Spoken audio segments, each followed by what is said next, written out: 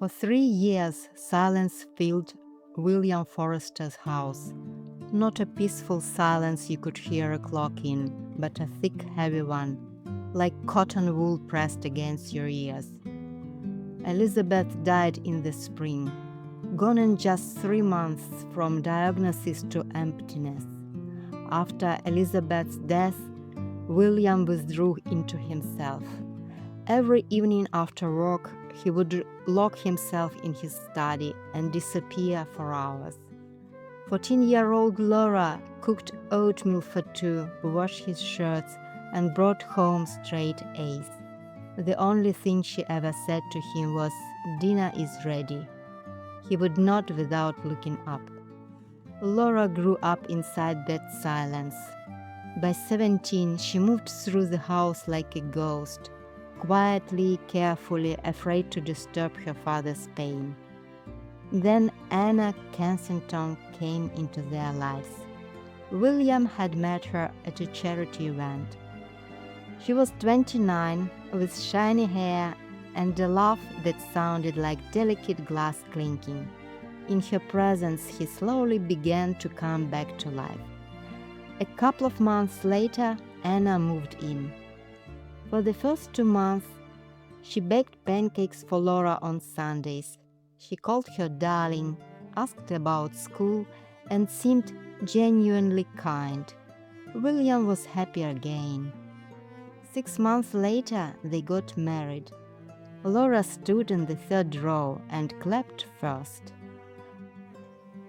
Everything changed the day William brought home the marriage certificate and placed it on the mantelpiece, right next to Elizabeth's photograph.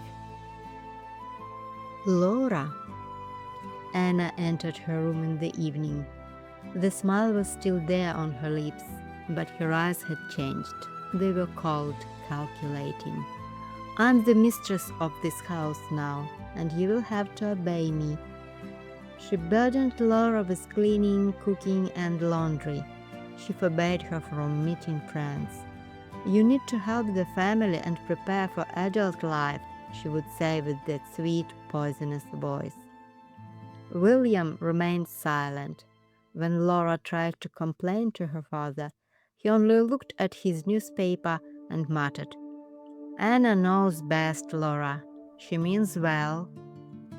6 months later, Anna entered the living room with an envelope in her hand. "William, I have wonderful news," she said brightly. "Mr. Hartley has shown an interest in Laura." "Hartley?" William frowned. "But he's over 50. He is a widower. He has a huge fortune, a luxurious house, a gorgeous yacht." Anna sat down beside him and gently placed her hand on his knee. "You said yourself that we have financial problems, and Laura doesn't need to study anyway. Why does she need a university? Her place is next to a man who can take care of her. Mr. Hartley doesn't ask for a dowry. On the contrary, he will pay us 100,000 if Laura marries him." William looked at Laura's bedroom door, then at Anna. "She's still a child." "She's a bride," Anna corrected gently, "and this is a chance for all of us." The introduction was scheduled for the following week. Laura was taken to the restaurant. Mr. Hartley rose from the table. He was tall, with a heavy square jaw and a cold, appraising stare. His thin, tightly pressed lips seemed to say that the world existed only for his opinions and desires, and that everyone else was merely an inconvenience. A cold shiver ran down Laura's spine. "He looks at me like I'm already his property," she thought with growing fear. He didn't look her in the eyes. Instead, he examined her like a piece of furniture. "An obedient girl," he said to William. "That is the main thing." "I don't want to," Laura said quietly. "What?" Hartley leaned in. "I don't want to get married. I want to study." Anna smiled and covered Laura's hand with hers. "Darling, you're just nervous. That's perfectly normal." The wedding was set for a month later. Laura was dressed in a long white gown with a full skirt. Anna had styled her hair into a voluminous updo. "Smile," Anna whispered, adjusting the veil. "Otherwise your father will be upset." Guests gathered in the living room. William stood with a stony face, while Anna radiated satisfaction. The priest began. "Laura Forrester, do you take—" Laura looked at her father. He wasn't looking at her. His eyes were fixed on the floor. "No," Laura said. Her voice was loud and steady. "I do not." The room fell deathly silent. Someone's glass clinked awkwardly against the table. "What are you talking about?" William finally raised his head. "I said no." Laura removed her veil. "I am not an object. I am not payment for your debts." William stepped toward her. "If you ruin this now, you are no longer my daughter." Laura looked at him for the first time in years as if he were a stranger. "Then I am leaving." She walked out with her head held high. Without a single glance back, she slipped into her room, hastily stripped off her elaborate wedding dress, and changed into comfortable clothes, as if shedding her old life along with it. Then she grabbed the bag she had secretly packed with clothes and documents and left the house that no longer felt like home. A month later, a small cafe called the Fog and Beans was tucked away on the outskirts of Manchester. Warm light spilled from its large windows onto the wet pavement, and a simple neon sign glowed with a soft amber light in the evenings. Inside, the air was thick with the aroma of freshly brewed coffee, cinnamon, and the faint scent of suburban rain. Laura worked at the cafe during the day and took accounting courses in the evenings. She rented a small room with a girl from Liverpool. That afternoon, Laura stood behind the counter trying to memorize an order.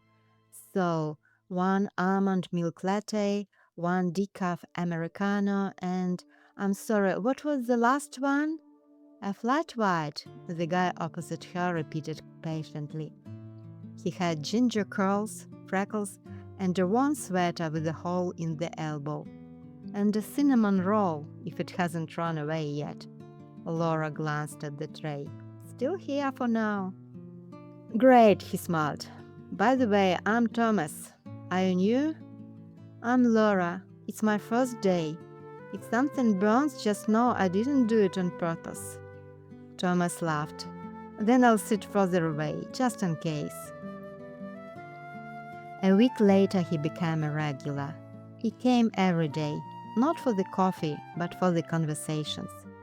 He asked what she was reading. He told her about his studies to become a historian. One rainy day, he brought an umbrella. "You got soaked yesterday.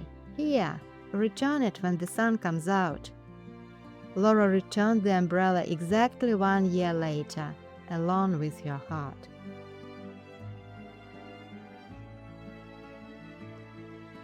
"Laura, are you seriously going to study accounting?"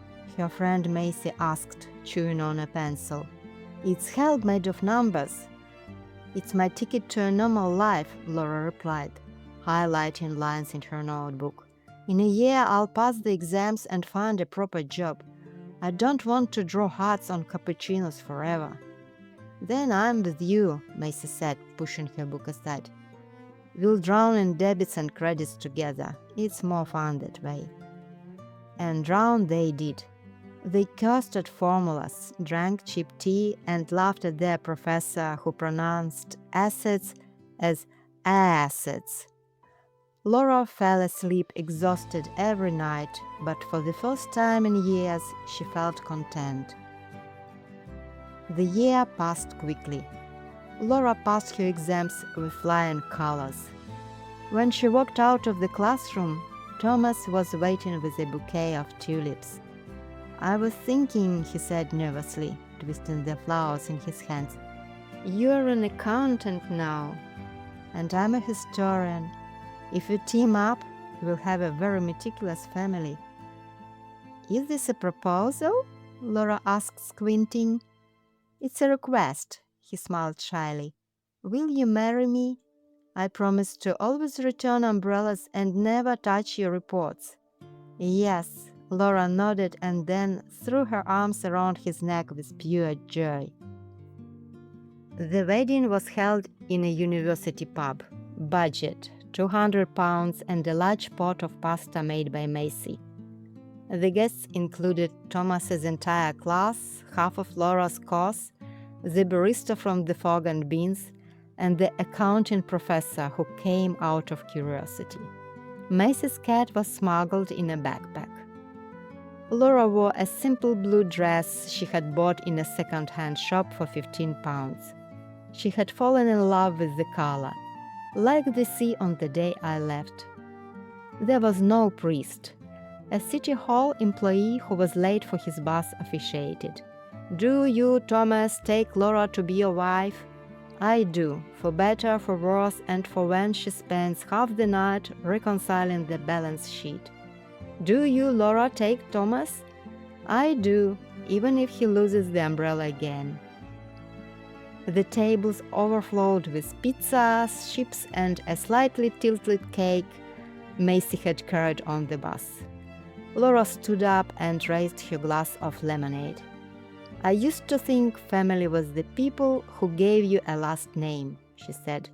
"But I was wrong. Family is the people who hand you an umbrella in the rain, eat your uneven pasta, and clap you when you pass an exam. To all of you, my real family." 10 years later, Laura is now a senior accountant at a small firm. Thomas is a history professor. They have 2 children, an apartment with a constantly whistling kettle, and messy bookshelves filled with well-loved books. She never returned to her hometown. She never called her father. She never looked him up on social media. Sometimes, while dusting the shelves, she would find an old photograph, her mother, herself, and her father by the sea. She would look at it for a quiet moment, put it back, and go drink tea with Thomas. She regretted nothing, because on that day when she said no at the altar to Mr. Hartley, Laura lost the Forrester family, but found herself, and she had never regretted it once.